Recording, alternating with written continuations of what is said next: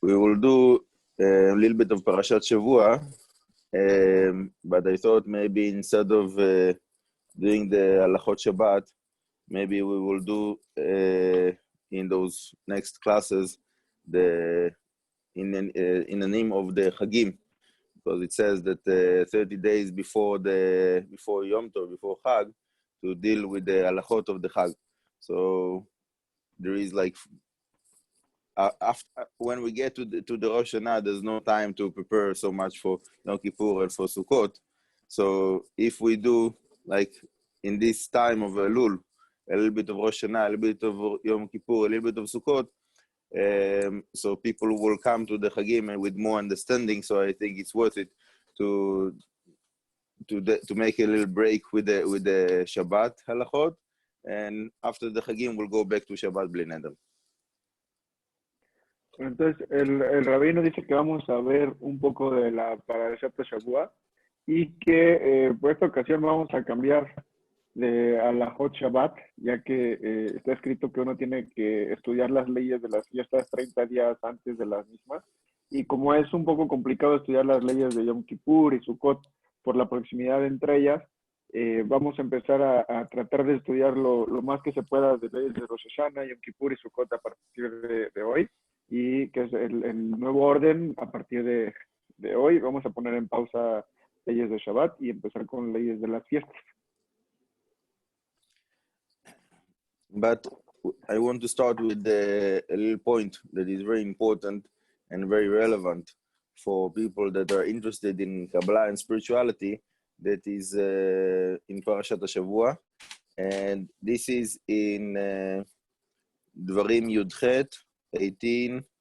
It starts in Pasuk Tet and finishes in Pasuk Yud Gimel. So it's talking about not to learn from the deeds of the Goyim that was in Eretz Israel, and specifically it's talking about the magic, witchcraft, and all kinds of things that they did, the Goyim that was here in Eretz Israel. And it says that because of those bad deeds that they had, so Hashem is pushing them away and giving Eretz Israel to Am Yisrael. And then the last pasuk, it says, Tamim tiyeh im Hashem Elokecha.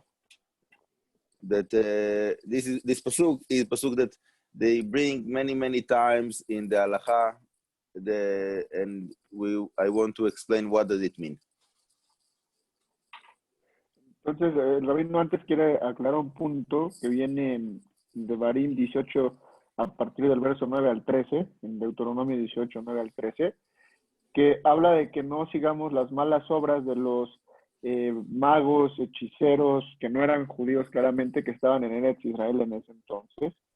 Y hay un pasuk al final, un verso al final, que viene mencionado muchas veces en la halajá, y el rabino quiere explicar un poquito más acerca de ese pasuk. What was the last pasuk, Rabbi?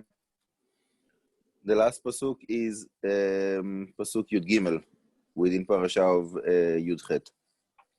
Mm-hmm. The pasuk says Tamim tiyeh im Hashem Elokecha. And the translation for that would be?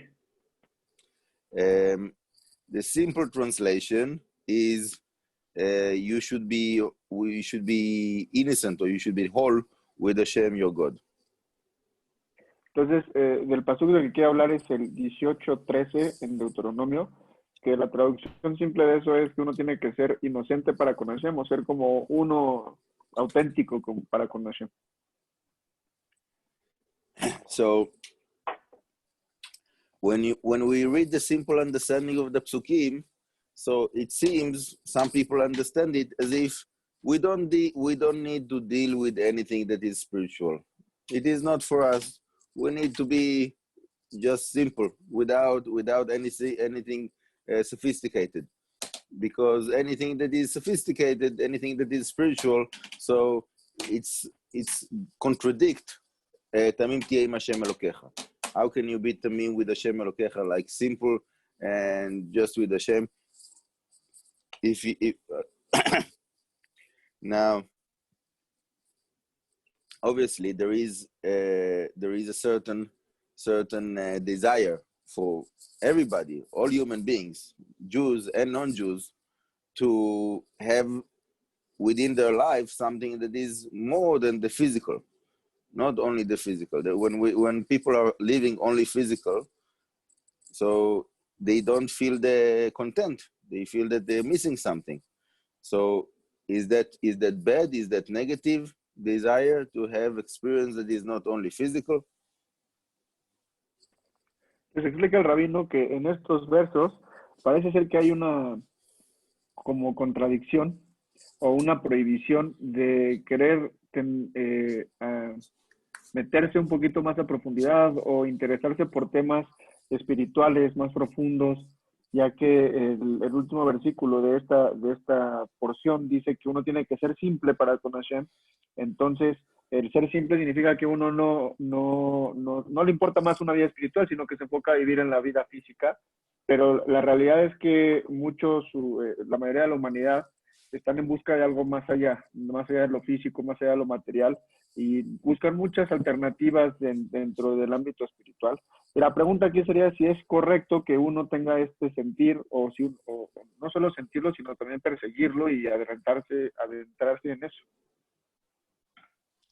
So I want to give an example that place that it come to my mind now, that it's brought down in the halacha, this pasuk of Tamim Tiyeh Hashem Elokecha. And it's also about the Chagim that we're coming into, because after Rosh Hashanah and Yom Kippur, we have Sukkot, and in the end of Sukkot, we have Hoshana Rabbah. And within Hoshana Rabbah, there was a custom that the Mishnah Berurah is speaking about this custom. And the Mishnah Berurah says, don't do this custom because of Tamim Tiyeh Hashem Elokecha. And the custom is to go out in the midnight of Hoshana Rabbah and to look in the shadow of the person within the light of the moon. And supposedly, if somebody knows how to do it, so he's able to know certain things about himself, about the coming year. And the Mishnah Berurah says, no, we don't do that. It is a custom that we don't do because of Tamim Tiyeh Hashem Elokecha. So this is an example. There is many other cases, but this is one example. And we'll speak about this example, and I will include within this many other cases that are possible. Entonces el rabino quiere contar una historia que se le vino a la mente, que en el día, está la fiesta de Sukkot y el último día se llama Hoshana Rabbah. Entonces, en esa festividad había una tradición que la misma Mishnah Berurah dice que uno no tiene que seguir esta tradición, y la razón que da es justo este verso que dice que hay que ser simples para con Hashem. Y esa tradición consistía en que en la noche de Hoshana Rabbah las personas salían y con la luz de la luna podían ver su sombra. Y las personas que tenían la sabiduría de esto podían ver y entender cosas de uno mismo. Entonces el rabino va a explicar un poco más acerca de esto. So, again, first of all, I'm saying again, the mistaken perception of people of Tamim Tiyeh Hashem Elokecha, that many people will understand that that's what is the Mishnah Berurah is talking about, that they will say that because it is something that it is not straightforward, it is not mainstream. It is something that is odd, something that we don't understand how does it work. So we cannot deal with something like that. It seems fishy. It seems not right. It seems too much of a black magic cult thing. So we don't do that because this is contradicting Tamim Tiyeh Hashem Elokecha.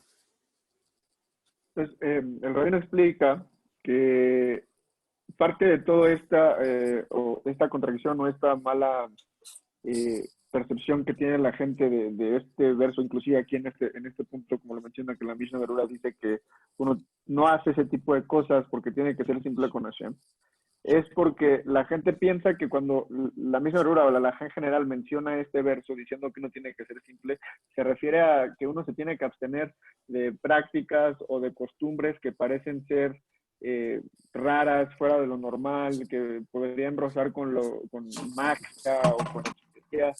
Entonces, el rabino nos va a tratar de explicar, nos va a explicar la forma correcta de entender este tema. So, the point that I want to make about this pasuk is that this is not the right understanding. The Tamim Tiyeh Im Hashem Elokecha, the understanding of Tamim is complete. Okay? For example, in the sacrifices that we do in Bet HaMikdash, it says Set Tamim. You have to bring an offering of Set Tamim, a lamb that is Tamim, that have no blemish. It's not missing anything. It is full. It has all of the parts. Okay? This is Tamim in the original meaning of the Torah. People think that Tamim is simple without anything sophisticated. But that's not the meaning of the Torah. Tamim in the Torah is complete. So when the Torah is telling us, Tamim Tiyeh Im Hashem Elokecha, the meaning, the right understanding is that we have to be 100% with Hashem. Not that we don't have to deal with things that are spiritual. Obviously, Hashem created us with spiritual being. So by definition, we are connected with the spiritual realms. It's not something that is odd to us. It's not something that is strange and outside of ourselves. It is part of ourselves. But those parts of ourselves have to be connected with Hashem, have to be completely with Hashem. So whoever is able to do those things and to be connected with Hashem, to be Tamim with Hashem Elokecha, then there's no problem. The problem starts when people are doing those things, and with those things, they are disconnect themselves from Hashem. So they are not with Hashem. They are not Tamim with Hashem Elokecha. They are not completely with Hashem. And then it creates problems. Entonces, explica el rabino que primero lo que tenemos que entender es el significado de la palabra tamim. Entonces, regularmente se traduce modernamente como simple, pero el significado de la Torah, cuando menciona tamim, que también lo menciona, que los sacrificios tienen que ser tamim, que tienen que ser completos, el significado es, como dice el verso, que tienen que ser completos.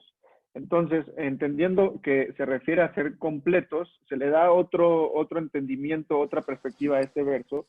Entonces, vemos que ahora el verso dice que uno tiene que ser completo frente o con Hashem. Entonces, no es que uno tenga que ser simple y que tenga que ser como no sofisticado, que no tenga que ser como inocente o ingenuo para con Hashem, sino que tiene que estar completo delante de Hashem. Entonces, la advertencia que, por ejemplo, en este caso nos da la Mishnah Berurah es que uno tiene que ser completo de Hashem, porque de lo contrario, alguien que no es completo para con Hashem, en lugar de conectarse, si hace este tipo de cosas o este tipo de prácticas, se va a terminar desconectando aún más y le va a perjudicar más. Entonces, la advertencia es que si uno quiere hacer eso, tiene que ser completo, si no se va a desconectar más. Y si alguien está en el nivel de ser completo, entonces puede ejercer o practicar este tipo de costumbres. So basically what I'm saying is that if somebody is doing some kind of sgula, doesn't matter what sgula, and with this sgula that he's doing, he thinks that he can oversmart Hashem and bypass Hashem and preventing himself from connecting to Hashem and submit himself under Hashem, then it becomes to be a problem. Then the sgulot and all of those things becomes to be a problem, becomes to be an obstacle, becomes to be a barrier between him and Hashem.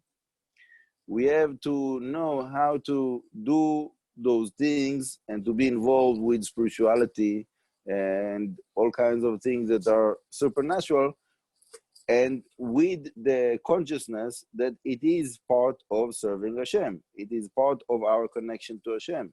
It's not a different life. I have the life of the mitzvot that I'm serving Hashem, and I have all kinds of things that are not connected. No, everything is connected. Everything is part of serving Hashem.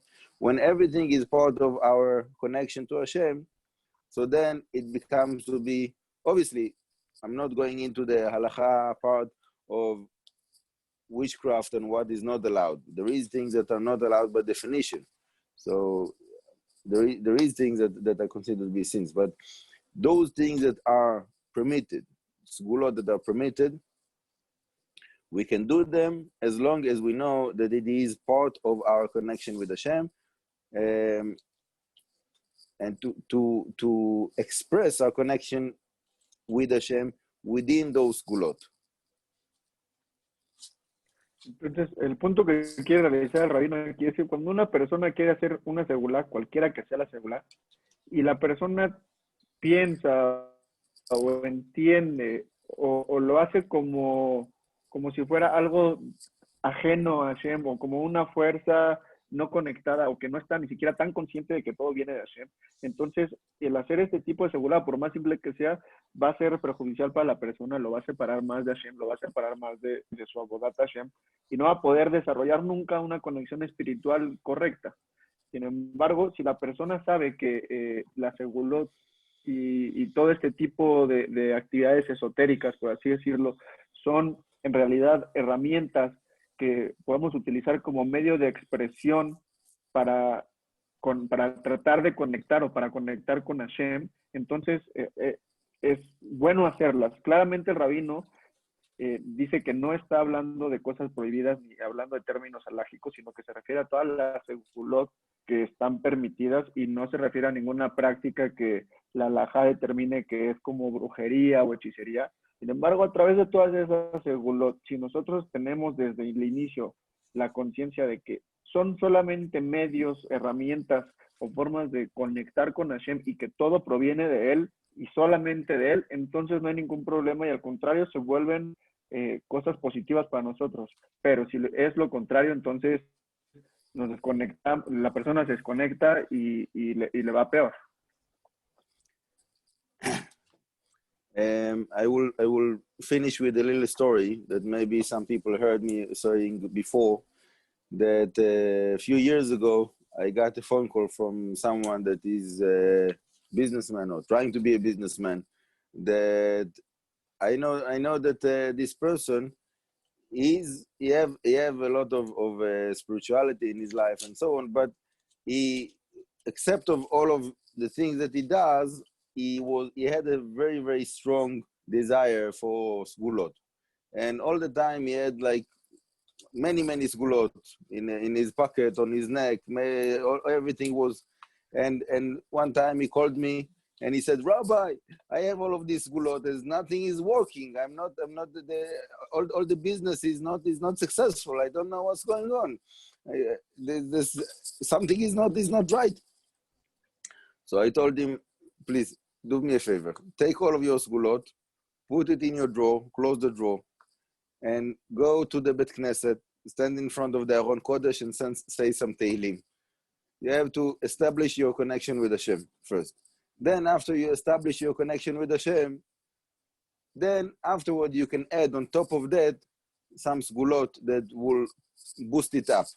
But someone that is trying to use all kinds of sgulot as bypass instead of strengthening his connection to Hashem, then it becomes to be a problem, it becomes to be an obstacle. And if it will work, it's a negative sign. In a case like that, the fact that it was not working, it's a positive sign, because Hashem wants your heart, Hashem wants our heart. So when we're doing those things in the right way, with connecting our heart to Hashem, then it will work in a positive way. Otherwise, it wouldn't help.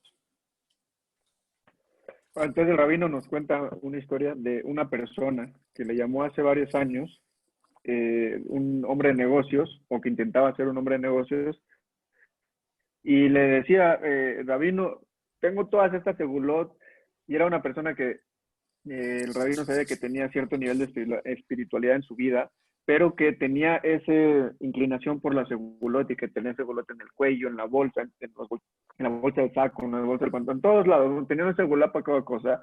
Y le llamó desesperado al rabino y le dijo, rabino, las segulot no me están funcionando, me está yendo mal, no ¿qué pasa? Okay. Entonces Rav Shepard le contestó que agarre todas sus segulot y las ponga en el cajón de su buró, o como dicen en Colombia, en el cajón de la mesa de noche, y que vaya al Bet Midrash o al Bet Knesset, vaya al Arona Kodesh, enfrente del Arona Kodesh, y se ponga a leer Teilim y establezca una conexión con Hashem primero. Entonces, explica Rav Shepard que uno primero tiene que desarrollar su conexión con Hashem individual a través de las cosas, por decirlo así, más simples, con Teilim, rezando, y una vez que uno ya tiene una conexión con Hashem, entonces utiliza este tipo de segulot para darles un impulso, para que sea un poco más rápido. Pero cuando la persona trata de utilizar esta segulot como atajos para llegar a resultados más rápidos, no va a funcionar. Y aclaró Rav Shepard que si la segulá llega a funcionar y uno no tiene una conexión con Hashem, quiere decir que es una mala señal. En el caso de este hombre que Rav Shepard nos cuenta, no le funcionó la segulá, entonces dice que es una buena señal porque Hashem le está viendo en su corazón, quiere Hashem que se conecte realmente con él, una conexión auténtica. Sin embargo, cuando la segulá llega a funcionar y uno no tiene la conexión con Hashem, es una mala señal. Okay, so now I want to speak a few words about the Rosh Hashanah, but maybe before that, if there is questions about this part of the class, so people can ask the questions now.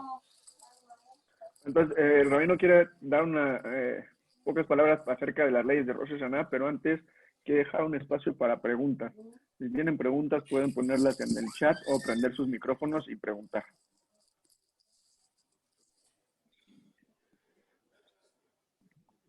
Okay, so maybe while people are writing the questions, so I will say the words about Rosh Hashanah. There's one already. Okay, good. Yes. He's writing.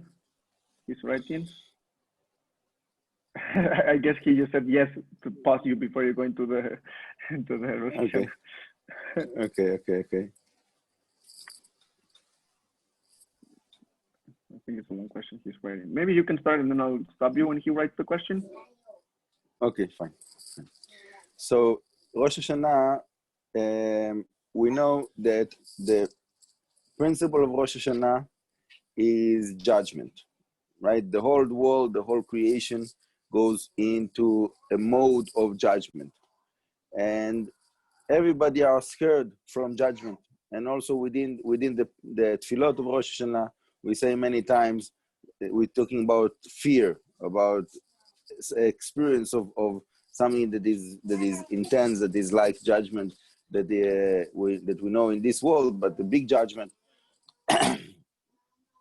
So we have to see how is that the connection within Rosh Hashanah between those two sides. In one hand, we have the judgment, we have the fear of the judgment, and in the other side, we say we have Chag, we are happy in the Yom Tov, we dress nicely, we eat nice food, and this is a contradiction.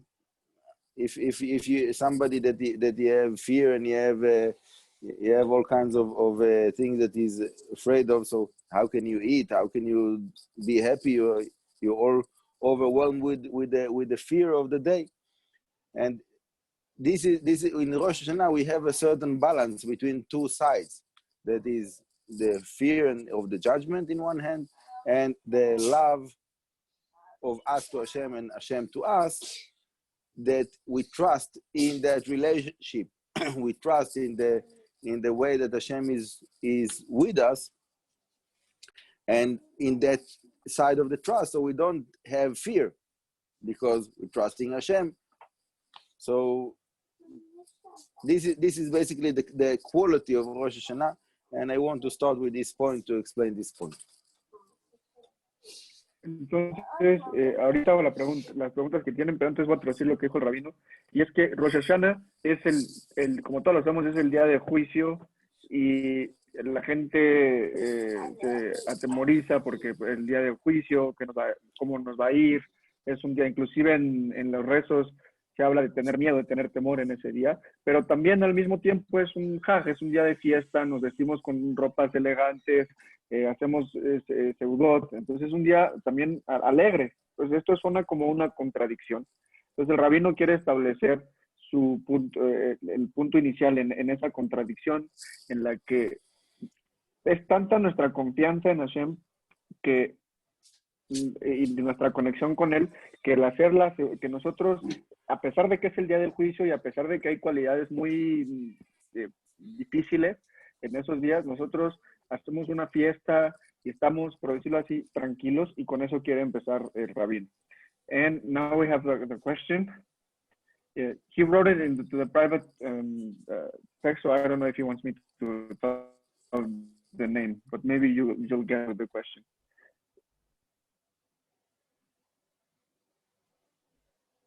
When the segula works without having the connection with Hashem, is this a bad sign that comes from the Sitra Achra?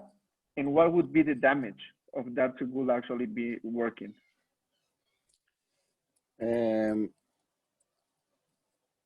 Okay, I'm not going to explain right now what is the Sitra Achra and what is the science to recognize something that comes from the Sitra Achra.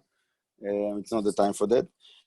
but let's say in a very, very short definition that any disconnection from Hashem, the default will be something that is negative that we can call Sitra Achra.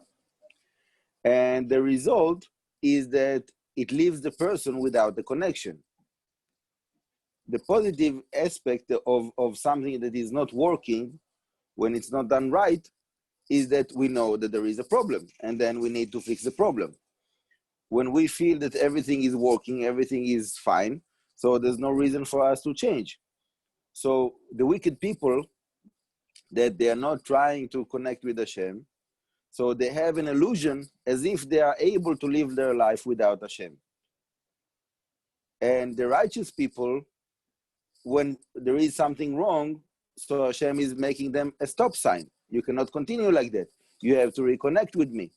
So nothing is working, so they don't have a choice. And they have to find a way of how to do it right, how to connect with Hashem. So the result of negative is the disconnection. The definition is disconnection, and also the result of this is disconnection. And the positive is the connection. So for the people that are within the positive path of connecting with Hashem, they cannot do anything without connecting to Hashem. Nothing will work. And this is the way that Hashem is telling us that you have to connect with me. You cannot live your life in ignoring me. La pregunta fue, cuando una segula funciona sin conexión con Hashem, esta señal maligna proviene del lado de la impureza. ¿Qué gran daño sería ese?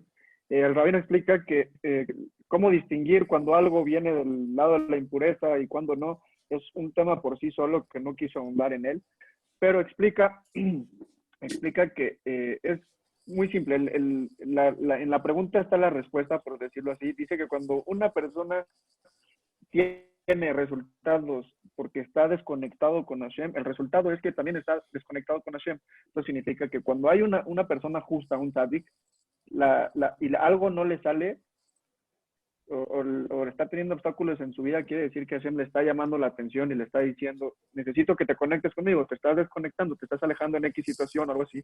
Entonces es un llamado de Hashem para jalarnos la oreja, por decirlo así, para decirle, ¿sabes qué? Necesito que te conectes conmigo. Sin embargo, si la persona todo le está saliendo bien, no se acuerda de Hashem, no tiene ningún tipo de espiritualidad, no reza, no estudia, no hace nada, entonces Hashem lo deja y es como que Hashem es indiferente con esa persona, no le interesa y lo deja y se acaba. Pero por eso es buena señal que a veces las cosas no salgan bien a la persona, porque quiere decir, si uno lo lee bien, que Hashem nos está llamando la atención para mejorar en algún aspecto de nuestra vida. Entonces, explica el rabino que simplemente el hecho de que uno empiece a tener resultados estando desconectado con Hashem, el resultado es conectado con esa la estar conectado con Hashem. Porque el mero propósito de nuestra vida es conectar con Él. We have another question. And it says, isn't it that the connection with the Creator fills it everything?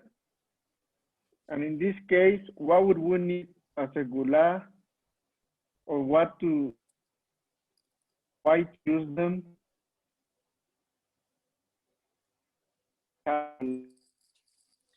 You're cut off. I can't Through understand what you're saying. Go, say it again. It was the connection was not good. Okay, so the question is, do you hear me well now? Better. Do you hear me, Rabbi? Yeah. Okay. Yes. So the question is, if the connection with the Creator, with Hashem, fills it all, it takes like a whole, then why do we need a segula, or why to use them if we already have a relationship with Him and we do not see this kind of things in the Tanakh?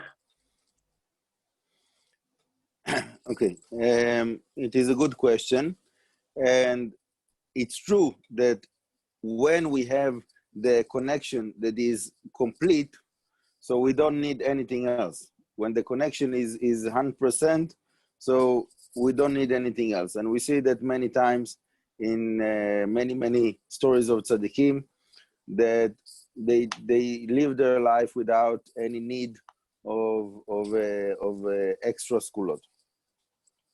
But for many people, there is a need to have some kind of extra help to make the connection.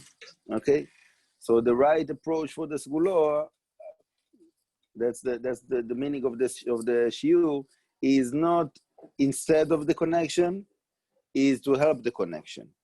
This is the main difference between the positive and negative ways how to relate to the different sgulot. If you have sgula that is helping you to feel the connection and to establish your connection with Hashem and to feel more secure with your connection to Hashem and so on, then it can be positive. When there is sgula that is not in this manner, so then it might become to be negative.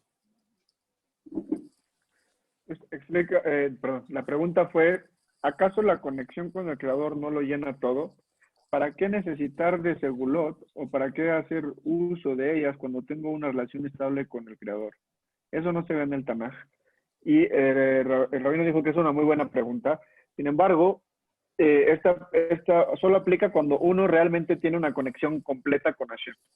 Entonces, cuando él habla de segulot y es justo el punto de su clase, se refiere a cuando uno no tiene una relación completa, que es básicamente todos nosotros, porque vemos a través de todas las historias de los adikim, de todas las generaciones, los de las generaciones, ellos vivieron sin necesidad de segulot, ellos tenían una relación completa con Hashem y no necesitaban esto. Sin embargo, cuando una persona no tiene la capacidad o no ha llegado a ese punto de tener una conexión completa con Hashem, entonces estas segulot ayudan para lograr tener esa conexión completa. Sin embargo, si la persona no lo ve como una ayuda o como algo que te va a elevar para que tú conectes 100% con el Creador y llegues al punto en el que ya no las necesites, pero las ves como atajos o te basas en ellas o confías más en la seguridad que Hashem, entonces se vuelve algo negativo. Pero cuando lo ves como una herramienta nada más que te va a ayudar para completar esa conexión, entonces es cuando se hace de la manera correcta, de la manera que Hashem. We have another question from Joshua, and he's asking, so according to what has been said, any mitzvah that it's done without the proper kavanah or without kavanah, would it be taken by the Sitra Achra?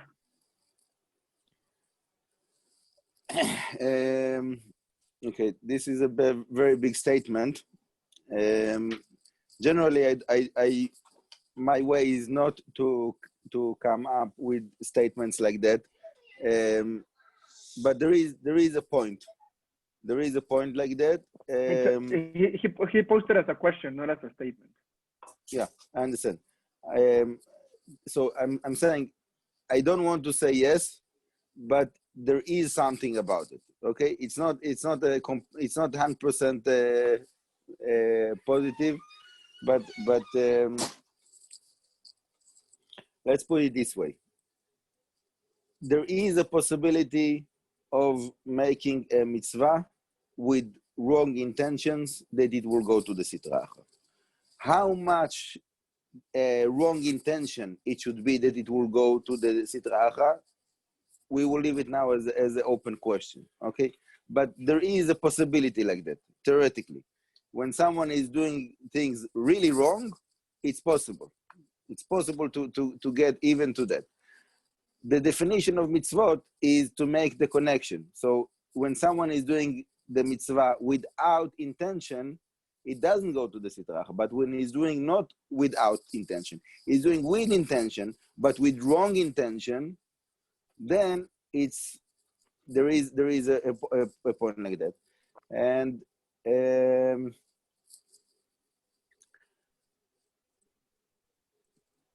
this is one of the reasons that I'm doing all of this online project and giving those classes, is to try to, with the help of Hashem, to finalize and to point on the right direction of the intentions, that people that they want to be involved with spirituality, they want to do things with kavanah, with intentions, with meditations, so it will to do it in the right way. But I don't want people to have fear. Maybe I'm making a mistake within the meditation, within the intentions of the mitzvot. So chas v'shalom, it can go to the Sitra Achra. Okay, I don't want.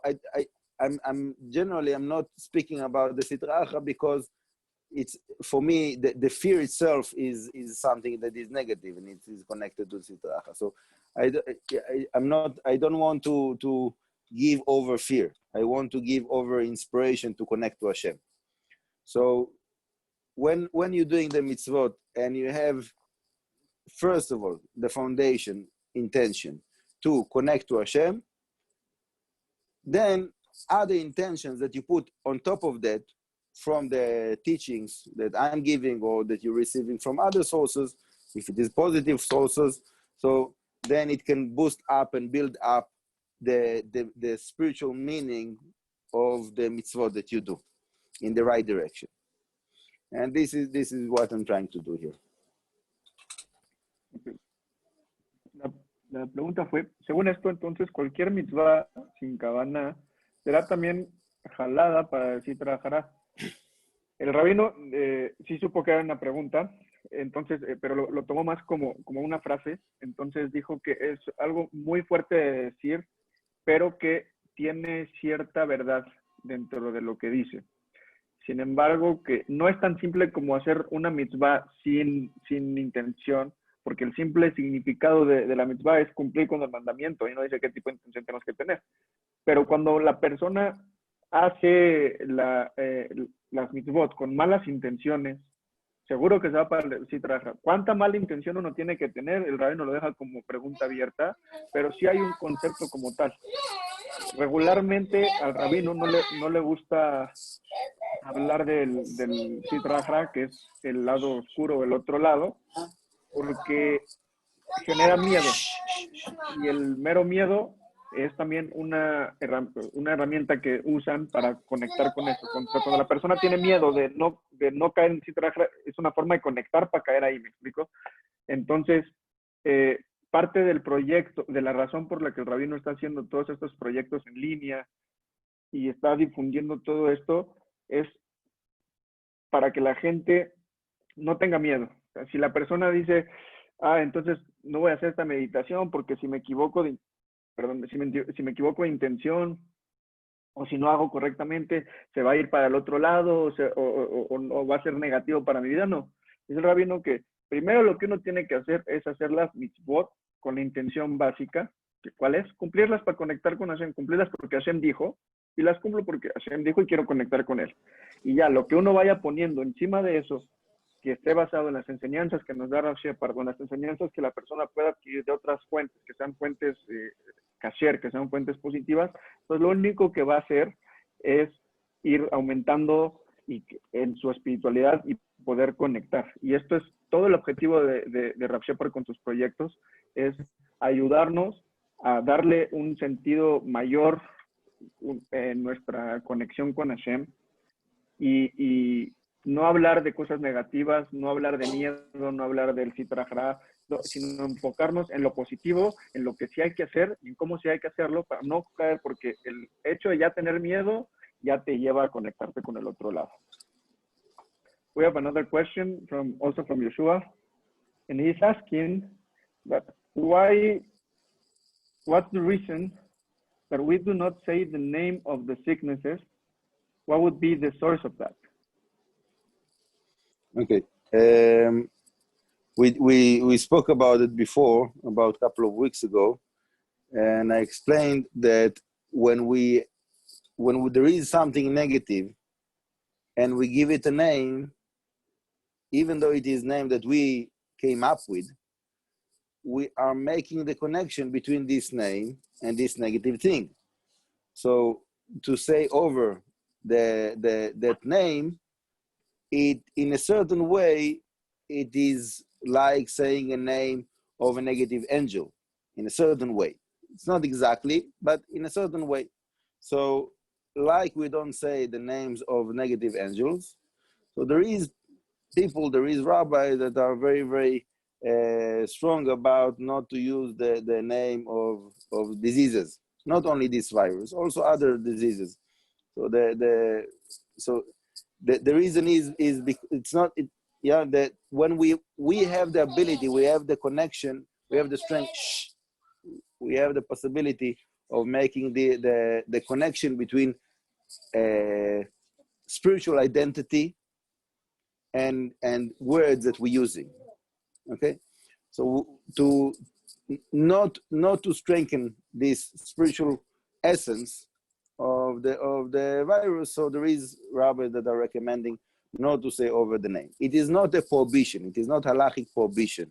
If somebody did say over this name, or he needs to say the name, the people will understand what he's talking about.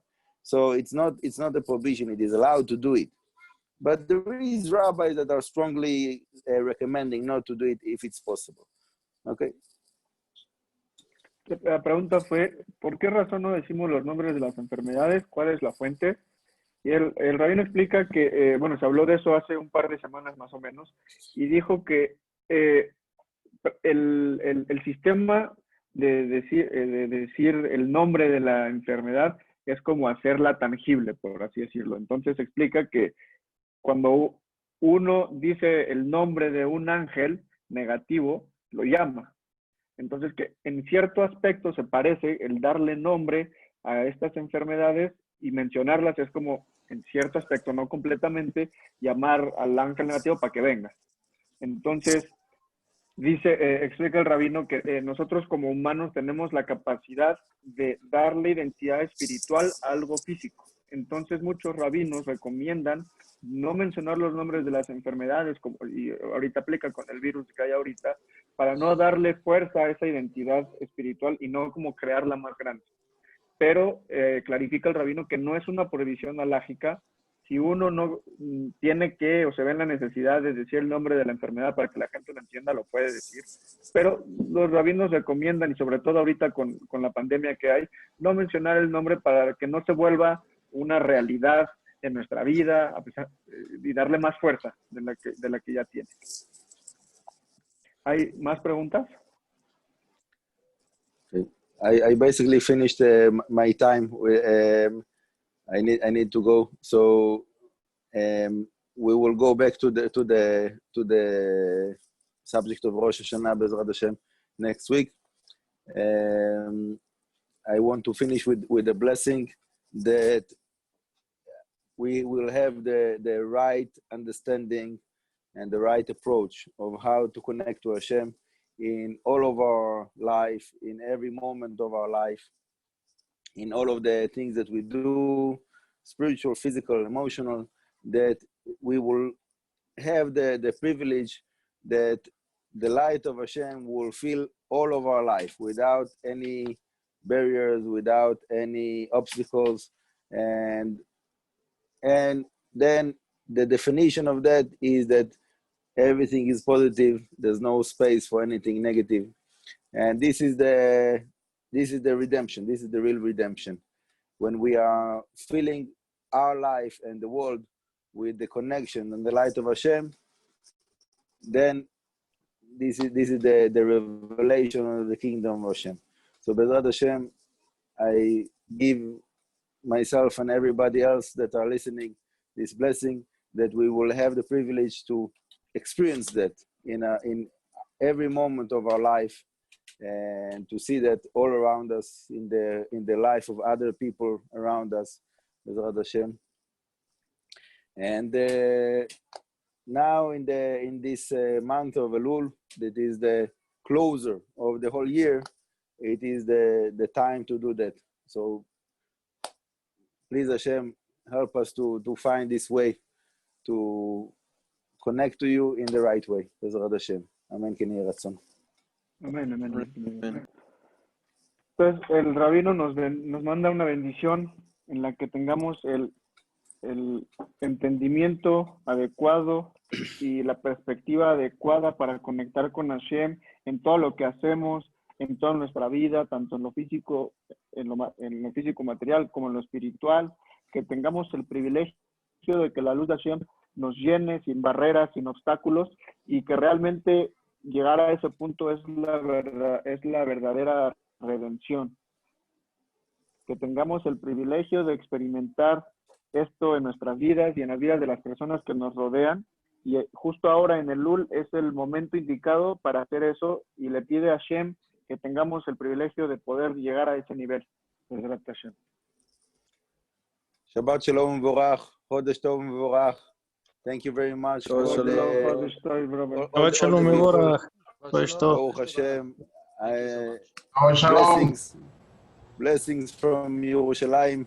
I hear the voices of all the people that I love. So Hashem will, Bezrat Hashem, bless you and help you, everybody, with all of the blessings. Bezrat Hashem.